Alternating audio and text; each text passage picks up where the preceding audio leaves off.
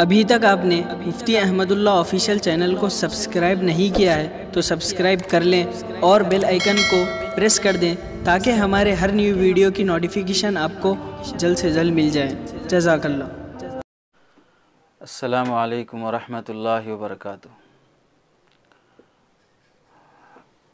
कुरान मजीद में अल्लाह रब्बुल इज़्ज़त इरशाद फरमाते हैं, वलनब्लुवन्नकुम बिशैइन मिनल खौफि वल जूइ व नक़्सिम मिनल अम्वालि वल अनफुसि वस्समरात वबश्शिरिस साबिरीन अल्लज़ीना इज़ा असाबतहुम मुसीबा क़ालू इन्ना लिल्लाहि व इन्ना इलैहि राजिऊन, कि हम ज़रूर आज़माएंगे तुम लोगों को बिशैइन मिनल खौफ, थोड़ा डरा कर, वलजू, और थोड़ा इकनॉमिक गिरा कर, तिजारतें हालात का हेर फेर करके, व नक़्सिम मिनल अम्वालि वल अनफुसि वस्समरात, माल में कमी आ जाएगी और कभी प्रॉफिट जो आपको मिलना था वो ख़तरे में पड़ जाएगा।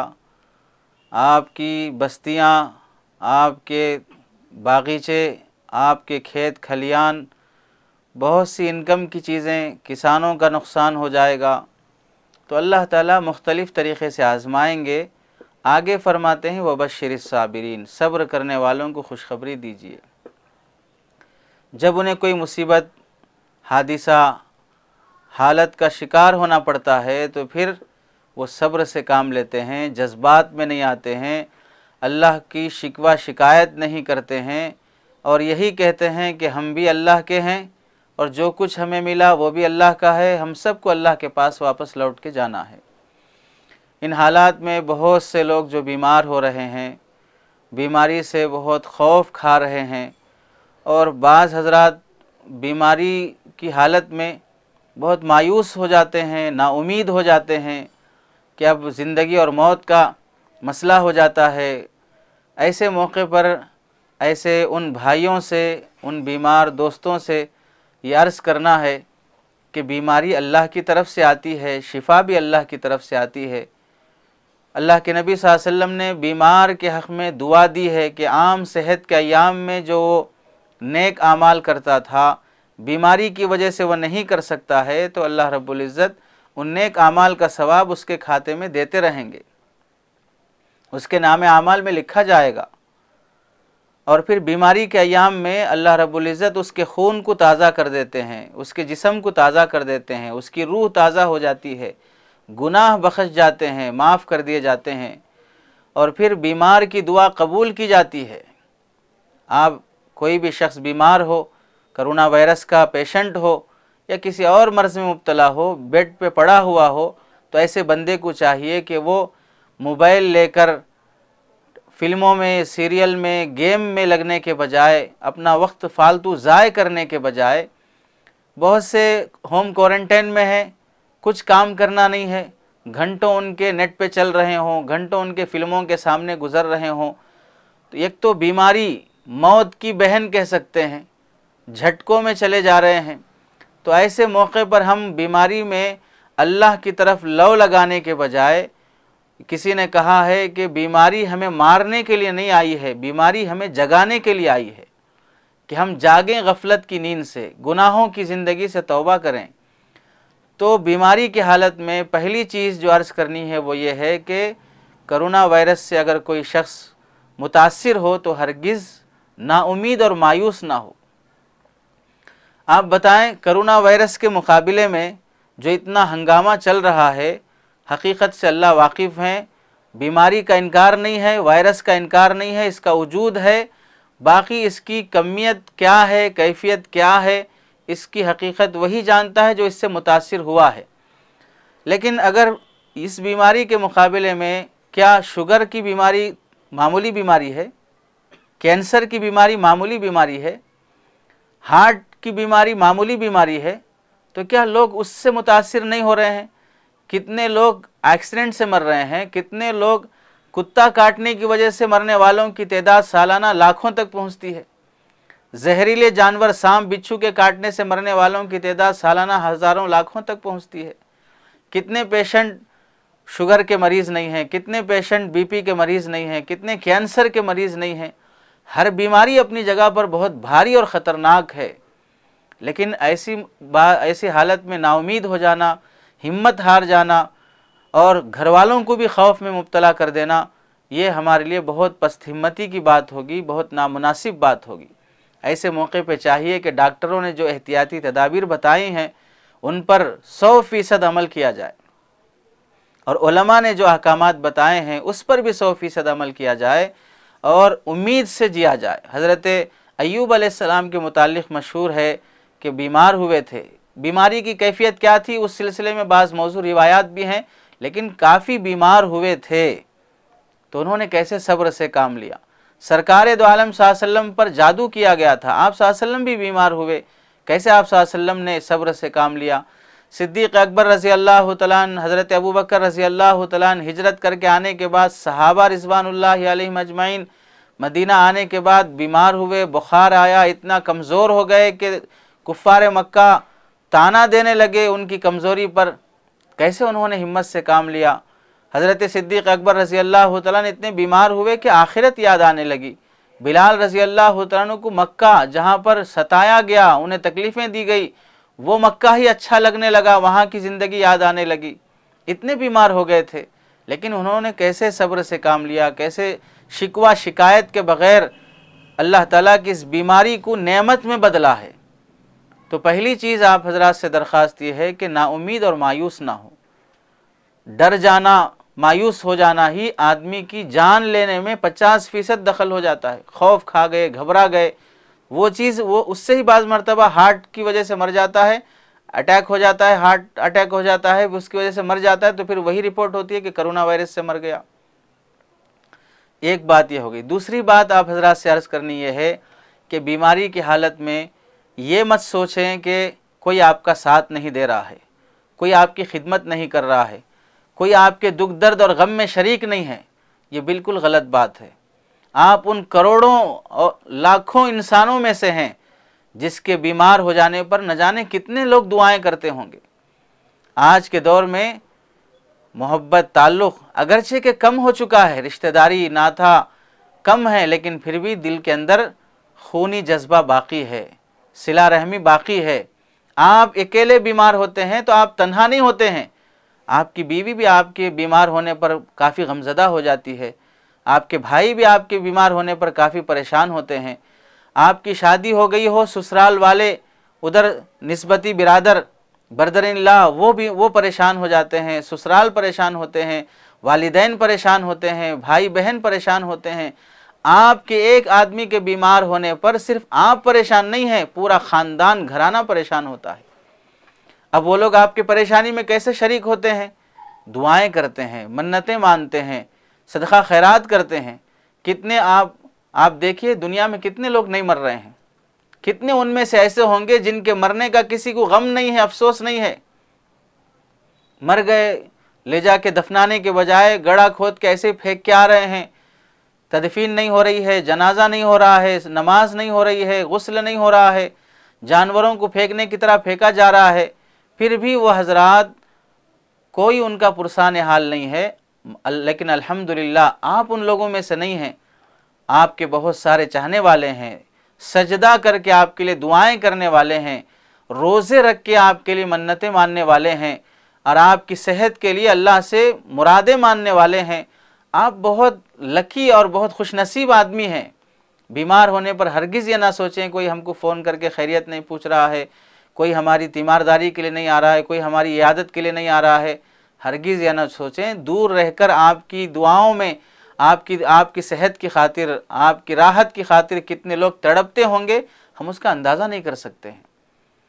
तो ये बात भी आप जहन में रखें कि बीमारी में कोई नहीं पूछ रहा, कोई साथ नहीं दे रहा, कोई फला नहीं कर रहा, हरगिज़ ऐसा ना सोचें। बहुत से लोग, पूरा ख़ानदान आपकी फ़िक्र में रहता है। रही बात उसका इजहार नहीं करते हैं, ये और बात है। चूँकि वायरस ऐसा है कि बाज़ मरतबा ख़ुद की जान की हिफाजत होती है, तो कोई आपसे बराह रास्त आकर घर पे मुलाकात करके कुछ फ्रूट्स लाकर आपसे मुसाफा करके आपके करीब बैठ के उसे थोड़ा डर है, डराया गया है, और वायरस भी वैसा ख़तरनाक महसूस किया जा रहा है। तो इसलिए ये ना समझें कि कोई हमारे दुख दर्द में शरीक नहीं है, हमारी ज़िंदगी और मौत की किसी को कोई अहमियत नहीं है। ऐसी बात नहीं है। आपके बहुत चाहने वाले हैं, तो जो हजरात बीमार हैं बड़ी हिम्मत से काम लें कि आपके साथ आपका पूरा ख़ानदान है, आपका पूरा मुआशरा है, आपके लिए मन्नतें मुरादें मान के दुआएं करने वाले हैं। और तीसरा काम, जो बंदे बीमार होने के बाद सेहतमंद हो जाते हैं, अल्लाह उन्हें सेहत देते हैं, तो उन बंदों को चाहिए कि सेहत मिलने के बाद जहाँ पर अल्लाह रब्बुल इज़्ज़त का शुक्र अदा करना चाहिए फ़ौरन, वहीं पर ये काम भी करना चाहिए कि जितना आपका ख़ानदान है, जितने आपके दोस्त व अहबाब हैं, जितने आपके घर वाले हैं, उन सब का आप ज़बान से और दिल से शुक्र अदा करें कि आपकी बीमारी में उन्होंने आपका साथ दिया, आपकी बीमारी में उन्होंने आपकी खिदमत की। खिदमत करने वालों का भी शुक्र, दुआएं करने वालों का भी शुक्र। किसकी दुआ कबूल हो गई कि आपको अल्लाह ने सेहत दे दी, और बीमारी में अपनी जान को ख़तरे में डालकर आपकी सेहत के लिए खिदमत करने वाले डॉक्टर, खिदमत करने वाली बीवी, खिदमत करने वाले भाई, उन सब का आप शुक्र अदा करें। शुक्र से अल्लाह ताला नेमत में इजाफ़ा करते हैं। तो अब देखिए अल्लाह रब्बुल इज़्ज़त का करना ऐसा हुआ कि आकर भी वायरल जो फीवर चल रहा है या वायरस जो चल रहा है मुतासिर हुआ, 3 हफ्ते तक होम क्वारंटाइन में रहना पड़ा। हमारे भाई ने हमारी खिदमत की, डॉक्टर हैं, बड़ी अच्छी खिदमत की है, वालिदा हैं, खादिमा से भी ज़्यादा खिदमत की हैं, और हमारे दूसरे भाई हैं और ऐसे ही हमारी घरवाली हैं। एक कमज़ोरी हम में ये है, बेचारी घरवाली बहुत खिदमत करती है। बताइए बीवी के लिए शोहर से बड़ी दुनिया क्या है? बीवी के लिए शोहर से बड़ी दुनिया क्या है? जो शोहर के लिए अपने माँ बाप को, अपने भाइयों को, अपने पूरे ख़ानदान को छोड़ के आती है। आप बीमार हो जाते हैं तो सब आपसे ज़्यादा गम आपकी बीवी को होता है, चूँकि खुदा न खास्ता बीमारी में कोई इंसान मर जाए तो उसका नुकसान दूसरे लोगों को कम होगा, लेकिन बीवी को नुकसान ज़्यादा होगा। आपके चले जाने से उसका सुहाग उजड़ जाएगा, वो बेवा कहलाएगी। और मुआशरे में बेवा के साथ क्या सलूक किया जाता है। तो बीवी भी कितनी खिदमत करती है। रात के 2 बजे आप परेशान हो गए, 2 बजे आपकी खिदमत करेगी। 3 बजे आप परेशान हो गए, 3 बजे खिदमत करेगी। दूसरे लोग वायरस डर लग जाने के डर से थोड़ा दूर दूर रह के करेंगे, लेकिन बीवी उस वायरस से उतना खौफ नहीं खाएगी, बल्कि वो आपकी जान के सिलसिले में वो मन्नतें उम्मीदें लगा के रहती है। हमारे घर वालों ने भी अल्हम्दुलिल्लाह तारीफ़ के काबिल हैं, उनका भी शुक्र अदा करना चाहिए। मैं तहे दिल से अपने भाई का शुक्र अदा करता हूँ, भाइयों का शुक्र अदा करता हूँ। मेरे 3 भाई हैं, एक डॉक्टर हैं, 2 इंजीनियर हैं, 2 दुबई में बाहर रहते हैं। मेरे तीसरे भाई भी शुक्रिया के काबिल हैं, चौथे भाई भी बहुत शुक्रिया के काबिल हैं, साफ दिल आदमी हैं। जब पता चला कि वालिद साहब बीमार हैं, मैं बीमार हूँ, तो वो लोग रोज़ा रख कर, चारों लोग यानी उनके घर वाले और वो रोज़ा रख कर, दुआएँ करके 40-41 यासीन पढ़कर और मन्नतें मुरादें मानकर दुआएं किए हैं। चौथे भाई ख़ास तौर से, तीसरे भाई, दूसरे भाई, यानी पूरा घराना परेशान है, पूरा घराना दुआओं में लगा हुआ है। तो मैं अपने भाइयों का, दूसरे, तीसरे, चौथे, तीनों भाइयों का, अपनी वालिदा का और फिर ऐसे ही अपनी घरवाली का भी शुक्र अदा करता हूँ, और ससुराल का भी शुक्र अदा करना चाहिए। कैसे मौके पर होता यह है कि कोरोना पेशेंट से दूर रखने के लिए बच्चों को, घर वालों को थोड़ा दूर रखने में आफियत होती है, तो उस मौके पर ससुराल साथ देते हैं। और कितने मरीज़ ऐसे हैं जो अपने ससुराल में ही रहकर अपना ट्रीटमेंट करा रहे हैं। मेरे जान पहचान के 2-4 उलमा भी हैं, उनके अभी बीमार चल रहे हैं, फिल वक्त 3-4 हफ्तों से बीमार चल रहे हैं और 3-4 हफ्तों से ससुराल में हैं। ससुराल उनकी खिदमत कर रहा है, बीवी उनकी खिदमत कर रही है। तो अब बताइए ससुराल का हम पर कितना एहसान होता है, बीवी का हम पर कितना एहसान होता है। तो सेहत मिलने के बाद हमें चाहिए कि हम इन तमाम रिश्तेदारों का, घरवाली का, भाइयों का, वालिदैन का, जो जो लोग हमारी खिदमत में शरीक थे, उन सब का तहे दिल से शुक्र अदा करें। ज़बान से बोलें कि आपका शुक्र है कि आपने मुझ पर एहसान किया, मेरी खिदमत की। बीवी के सामने बग़ैर शर्माए के बोलें, बीवी के सामने उसका शुक्र अदा करें। वो कितनी खुश हो जाती है।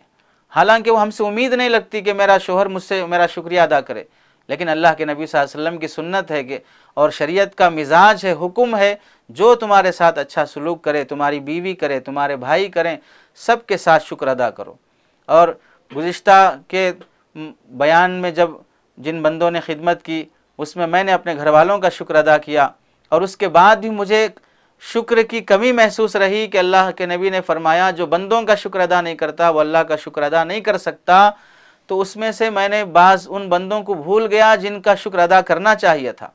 जैसे मेरे चौथे भाई हैं, उन्होंने भी काफ़ी दुआएं की, और हमारे घर वाले हैं, ससुराल हैं, इनकी भी दुआएं खिदमतें हैं, रिश्तेदार हैं, इनकी भी दुआएं खिदमतें हैं, मदरसे की ख़वातीन हैं। ऐसे ही हर बीमार से मुतालिक आप भी अपनी दुनिया के मुतालिक सोचिए, आपके भी कितने जान पहचान के होंगे, दोस्त व अहबाब होंगे, आपके रिश्तेदार होंगे जिन्होंने काफ़ी मन्नतें की, जो ज़ाहिर नहीं करते, रोज़े रख के आपके लिए दुआएं करते हैं, सदक़ा करके आपके लिए दुआएं करते हैं, नमाज़ें पढ़ के, अस्माए हुस्ना पढ़ के आपके लिए दुआएं करते हैं। तो बीमारों से दरख्वास्त है कि अपने रिश्तेदारों से बीमारी की हालत में कोई शिकवा शिकायत न रखें। जैसे अल्लाह सेहत दे दे फ़ौरन सबका शुक्र अदा करें। बीमार हैं तो बीमारी को ज़ाहिर करते फिरे, सेहत मिल गई तो शुक्र और अल्लाह की दी हुई इस सेहत की नेमत का इजहार करते फिरें। जैसे राबिया बसरिया रहमतुल्लाह अलैह ने देखा कि एक बंदा सर में दर्द की वजह से पट्टी बांधा हुआ है। पूछा क्यों बांधे हुए हो? कहने लगा सर में दर्द है। तो उन्होंने कहा जब जितने अब तक तो सर में दर्द नहीं था, अल्लाह ने सेहत दी थी, तो उस वक्त सेहत की भी पट्टी बांध लेते जब बीमारी की पट्टी बांध के घूम रहे हो। तो जब अल्लाह ने बीमारी दी तो बीमार हूँ जाहिर कर रहे थे, जब अल्लाह सेहत दे दे तो इस नेमत को भी जाहिर करें, उसका शुक्र अदा करें। तो ये 2-4 बातें अपने भाइयों से दरख्वास्त करनी थी। अल्लाह से दुआ है कि जितने हजरात बीमार हैं, अल्लाह सारे हमारे बीमार भाइयों को सेहत व शिफा नसीब फरमाए, और जो दुनिया से चले गए इस वायरस की वजह से, अल्लाह उनकी मगफिरत फरमाए। हदीस में है कि वायरस से मरने वाला शहीद के हुक्म में होता है, अल्लाह उसे शहादत का सवाब देते हैं। कोई खौफ करने की बात नहीं है। अल्लाह तमाम बीमारों को सेहत व शिफा नसीब फरमाए, और ख़िदमत गुज़ारों को उनकी खिदमत का दुनिया और आखिरत दोनों जगह पर सिला दे। मैं भी अपने तमाम भाइयों का और घर वालों का, ससुराल का, सब मुताल्लिक़ीन का शुक्र अदा करता हूँ, और अपने तमाम बीमार भाइयों से भी दरख्वास्त है कि अपनी सेहत के बाद अपने तमाम मुताल्लिक़ीन का जो आपको दुआओं में याद रखे और जो आपकी खिदमत किए, सब का शुक्र अदा करें, और बीमारी की हालत में उनके लिए दिल से दुआएं दें। आपकी दुआएं कबूल होती हैं। अल्लाह ताला से दुआ है कि अल्लाह ताला इस गुजारिश को कबूल फ़रमाए और तमाम के हक़ में खैर के फ़ैसले फ़रमाए।